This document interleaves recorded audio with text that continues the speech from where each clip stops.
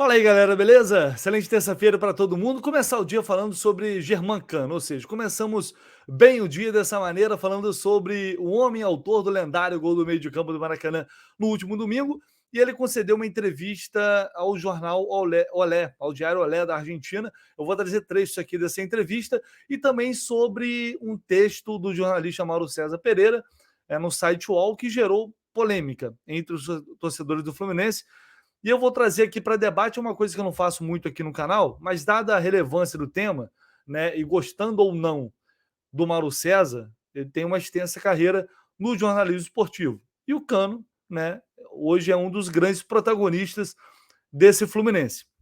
Então eu acho que é um tema que gera interesse para vocês, torcedores, e é importante analisar também porque o que viraliza nas redes sociais e gera polêmica, geralmente, são um print com duas, três frases. E aqui eu vou fazer uma análise do texto publicado pelo Mauro César na sua integridade, na sua totalidade, para a gente discutir se realmente houve uma falta de respeito dele para com o Cano. Se você puder, para não esquecer, deixa o like no vídeo, muito importante. Se inscreva aqui no canal do Léo, se você não está inscrito aqui. Por favor, dê essa força aí. Só vocês podem me ajudar a chegar a essa marca aí de 50 mil inscritos o quanto antes, compartilhando aqui os conteúdos do canal nas redes sociais, nos grupos do WhatsApp, onde você estiver, da forma que você puder ajudar, é sempre muito bem-vindo. E a melhor forma, de graça, não custa nada, é deixando o like, é comentando e se inscrevendo aqui se você ainda não é inscrito, tá? Então vamos lá. Primeiro eu vou começar trazendo o trecho aqui dessa entrevista do Cano para o Diário Olé, e ele falou que o sonho dele é ser campeão mundial. E ele acredita que mesmo com 35 anos, isso é possível. ¿Cuál pensás que puede ser la mejor alegría que te puede dar el 2023? ¿Ganar la Libertadores con Fluminense, pensás? Ser campeón del Mundial de Clubes. Ese es mi sueño. O sea, que va para allá, ganar la Libertadores y el Mundial de Clubes. Exacto. Ese es mi sueño. ¿Y vos pensás que te imaginás que eso puede ser posible? Claro que sí, claro que sí. Los sueños están para cumplirse. Y esa es mi meta de acá a diciembre y esperemos que lo podamos cumplir. Es un sueño que tengo pendiente y ojalá que con la ayuda del trabajo y el sacrificio de todos los compañeros y el apoyo de la gente podamos llegar hasta allá, que nada es imposible en esta vida. Sabemos que en el fútbol los goles compran la pasión, pero a vos por ser argentino pensás que te generó un poco más de tiempo que ganarte a las torcidas, porque la rivalidad Argentina-Brasil siempre existió. Sí, sí. Então, assim, o homem não quer ser campeão só da Libertadores, não, quer ser campeão mundial. Só isso, só esse o sonho de Germán Cano. E tem que ser assim. Um cara do nível dele, jogando num clube do tamanho do Fluminense, tem que sonhar alto mesmo. Tem que, ainda mais aos 35 anos, ele sabe que a carreira dele está mais perto do fim do que do início. Então, assim, e ele tá ele faz parte de um time que hoje, de fato, ele pode sonhar e conquistar essa Copa Libertadores, por que não? Né? Por tudo que a gente viu ano passado, é perfeitamente possível a gente acreditar nisso. E o Cano, acho que é uma coisa que ele não tinha falado antes, né? Ele não tinha falado em título mundial antes, fala sempre Libertadores e tal, agora já foi um passo a mais, é Mundial de Clubes. Sí, sí, sí, la verdad que sí. Pero acá me han tratado, yo llegué en el 2020 y desde que llegué me han tratado súper bien. No solo los hinchas de Vasco da Gama, mismo de Fluminense, sino de Botafogo y Flamengo también, mismo de muchos brasileros de otros equipos también, siempre me han dado muchísimo cariño, más allá de esa rivalidad que existe, pero la verdad que uno que vive acá no es tan así, tan de vida o muerte, sino sí se disfruta porque los dos somos apasionados por el fútbol, tanto Brasil como Argentina. Bueno, Aí ele falou sobre, ele disse que até a torcida, né, do Botafogo, do Flamengo, do Vasco, todo mundo respeita bastante, o trata com muito carinho. Hoje, depois do que ele tem feito com o Vasco, sinceramente tem sérias dúvidas sobre isso. Mas, pô, o cara toda vez pega o Vasco, amassa o Vasco, maceta o Vasco, dá na cara do Vasco. Aí, difícil imaginar o que eu conheço, né, de torcedores do Vasco, revoltados com o Cano, não são poucos, não. Mas, enfim, eu entendo o Cano falar no sentido de que todos respeitam, né? Apesar da rivalidade, ele sente que ele tem o respeito de outras torcidas também, que não só a do Fluminense. Eu acho isso bacana também. No, increíble. fue una noche soñada. La verdad que no me esperaba poder hacer un gol de mitad de cancha. Realmente quedó marcado para todos nosotros, bueno, para mi familia en especial que estaba en la cancha, mismo para toda la gente que le gusta el fútbol. Y nada, va a quedar en la historia del Maracaná bueno, con muchísimos años de historia y de muchos partidos que se han hecho goles increíbles ahí, y poder quedar marcado en la historia del Maracaná para mí es un orgullo muy grande, y muy feliz de poder de hacer este gol, porque bueno, lo intenté en varias oportunidades, nunca se pudo dar, y la verdad que ayer fue maravilloso poder hacer esse gol aí. La verdad que me quedó todo perfecto para poderlo hacer así de esa manera. E aí ele falou, né, sobre o lindo gol que ele fez, o gol incrível, antológico, que entrou para a história do Maracanã. Ele está muito feliz de ter entrado para a história do Maracanã, fazia parte da história do Maracanã com esse gol, que foi para toda a família, para toda, enfim, para todas as pessoas que ele conhece, para todas as pessoas que amam o futebol. Realmente esse foi um gol que extrapola, né? É um gol que é especial para ele, é especial para a família dele, é especial para todo mundo que ama o futebol. Esse tipo de gol é simplesmente inesquecível. Eu acho que ele tem a noção disso. Quanto ele buscou, treinou e sonhou em fazer esse gol e está conquistando, né? Nessa entrevista ele fala sobre seleção argentina também e não trouxe assim nenhuma grande novidade em relação ao que ele já tinha falado sobre seleção argentina. Ele entende não ser chamado porque eram, né, o Scaloni já vinha com os mesmos jogadores há muito tempo, era um grupo já formado, um grupo fechado, e por isso ele entende não ter sido convocado. Então, para ele, para o Cano, é uma questão bem resolvida. Tanto que ele foi para o Catar, torceu para a Argentina na Copa do Mundo. Foi uma coisa que, assim, pareceu não ter peso na vida dele. Ele sabia que o mais provável era ele não ser convocado, né? E aí, o Mauro César Pereira foi lá na coluna que ele tem no UOL e publicou um texto falando de Cano, né? O Mauro César, não é a primeira vez que ele fala. Na época de Vasco, eu lembro muito bem disso. De estar vendo um jogo em que o Cano fez um daqueles gols que, como ele fez ontem no Maracanã. Os dois gols do Cano no Maracanã ontem foram como? A bola sobra e ele pá de primeiro faz o gol. Essa é a marca registrada dele. E na época eu lembro do Mauro César ter desqualificado o Cano porque era um jogador que só conseguia dar 2 toques na bola para fazer o gol. Como se isso fosse um defeito para o centroavante. Ele está querendo dizer que ele é incapaz de participar do jogo como um todo. Que ele só é capaz de finalizar dentro da área. E essa passagem do Cano, principalmente com o Fernando Diniz, mostra exatamente o oposto disso. Mostra que ele é sim um jogador capaz de participar do jogo como um todo, no sistema defensivo, ajudando o sistema defensivo, participando da criação quando é necessário. A bola passa no pé dele, ele sabe fazer. É claro, tem a qualidade que o Ganso tem, evidente que o Arias tem? Não, evidente que não.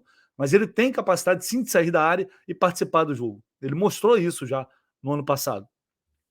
Então, reduzir o Germancano a isso é sim querer desqualificar o atleta. Isso foi naquela oportunidade. Nesse texto de hoje, o que ele fala aí?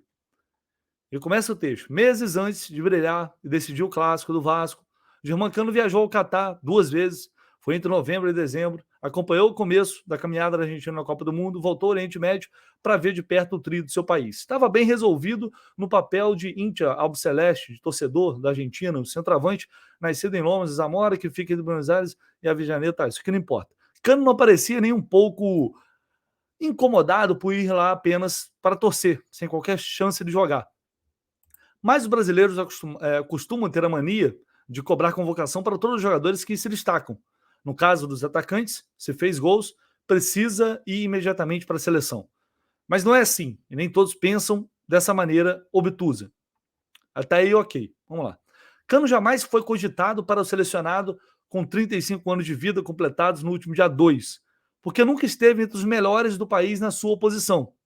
Sem um grande histórico em clubes argentinos, fez carreira entre Colômbia e México, tanto que era absolutamente desconhecido quando o Vasco o trouxe em 2020. É verdade? É verdade. Ninguém conhecia o Cano, né?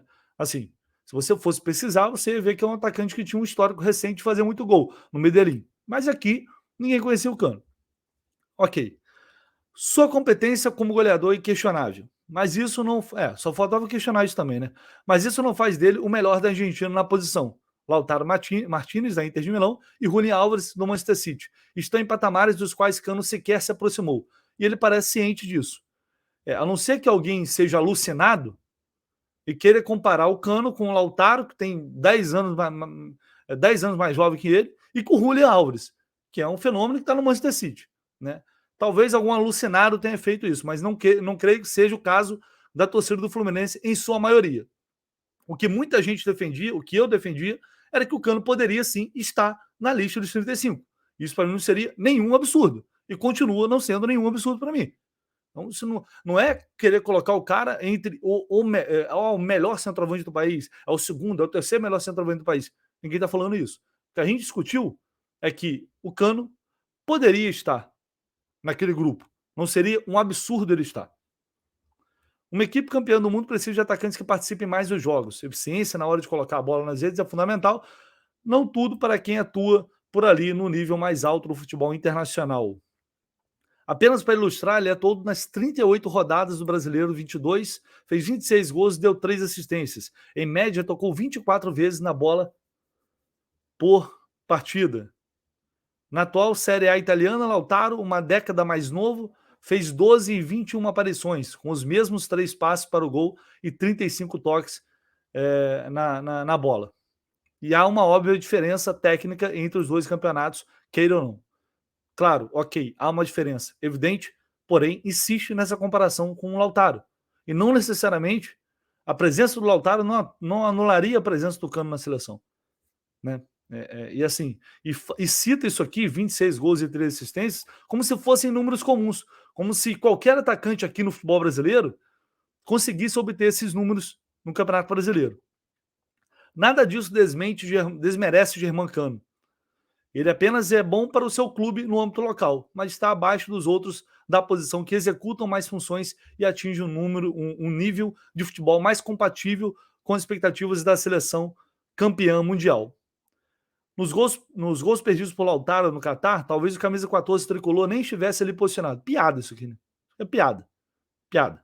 Porque o ritmo, a dinâmica, a exigência física, tudo é muito maior em jogos daquele tamanho. Cano não precisa da seleção, nem ela dele. Mas o Fluminense, sim, é o bastante. Qual é a interpretação que eu faço disso aqui? Sinceramente falando. Primeiro, que essa pauta hoje, neste momento, seleção argentina, é uma pauta velha, é uma pauta que não faz sentido. Já passou a Copa do Mundo, o Cano não foi convocado, ele foi para lá como torcedor, para levar a família dele, para curtir a Copa com a família dele, que devia ser um desejo dele também, e viu a seleção dele conquistar um título mundial.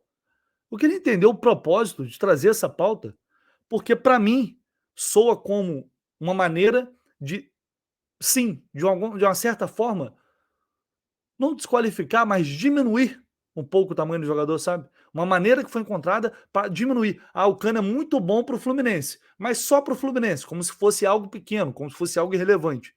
Mas não é bom para a Argentina, para a seleção argentina. Sendo que isso já é passado. Dane-se seleção argentina. Ninguém está falando de seleção argentina, mas dane-se seleção argentina. Já foi, já passou. O que importa é ele ser bom aqui. É isso que importa. E aqui ele está entre os melhores. Se não for o melhor. Que o Pedro, quando começou a meter gol no Flamengo e fez gol, aí é um alvoroço, que tem que ir para a seleção, que tem para a seleção brasileira, que é isso e aquilo. O Pedro participa de jogo, já que o Mauro César está falando de futebol europeu, de nível europeu, o Pedro bateu na Europa e voltou, mas foi para a Copa do Mundo. E com certeza ele era um dos defensores, muito provavelmente. O Pedro participa intensamente do jogo como um todo aqui no Brasil? Ou ele é um finalizador, muito mais um homem de área, um finalizador com extrema qualidade? É isso que é o Pedro para mim, um finalizador com extrema qualidade. Querer dizer, ou poderia ficar aqui inventando história para vocês, e falar que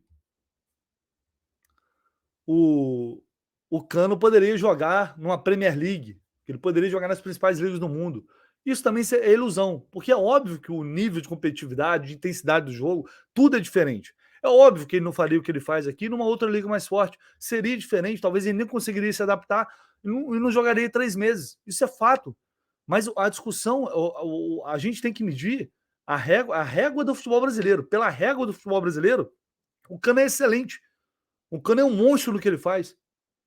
Então, trazer essa pauta aqui de seleção brasileira, de seleção argentina, algo que já é passado, uma coisa que o Cano já superou. Nessa entrevista, o Olé, ele falou que ele entendeu, ele sempre entendeu. Então, o que ele entendeu, o propósito disso? Sabe, é uma maneira, parece, de não valorizar o que o Cano vem fazendo aqui, 49 gols em pouco mais de um ano com a camisa do Fluminense. É uma dificuldade de exaltar, apenas exaltar, que é o que ele merece ser hoje, apenas exaltado, por tudo que ele tem feito. Aí vem trazer uma pauta que não faz o menor sentido, uma pauta descabida. Ela não faz o menor sentido nesse contexto atual. Apenas isso, é apenas a minha opinião também, em cima da opinião dele. E eu nem sigo o Mauro César nas redes sociais, justamente para não ter conflito, porque certas coisas eu não aguento. Então, assim, óbvio que não dá para ignorar a realidade, mas a comparação a comparação é com o Lautaro, a comparação é com o Martinez, como se essa fosse a real comparação, e não com os jogadores mais fracos que fizeram parte dessa lista de 35. Jogadores até da MLS que ninguém sabe quem é. Mas essa comparação não foi feita. Foi feita com o Lautaro, que é o top da Argentina, que é um jogador top da Argentina. Aliás, como eu falei, Martinez, com Julio Álvares, que é o jogador do Manchester City. É brincadeira, meu irmão. Enfim. Germancano, pica. É isso. Deixe seu comentário aí, quero ouvir vocês, o que vocês acham sobre isso também, enfim, seu like e se inscreva aqui no canal, beleza? Tamo junto, conto com vocês sempre, vamos que vamos. Fiquem ligados, hoje tem mais conteúdo aqui no canal e tem live mais tarde, hein? Tem live aqui mais tarde com Alexandre Vasconcelos e Renan Reis, lá do Laranja Tricolor, a partir das 9 da noite, a gente espera vocês. Valeu, galera!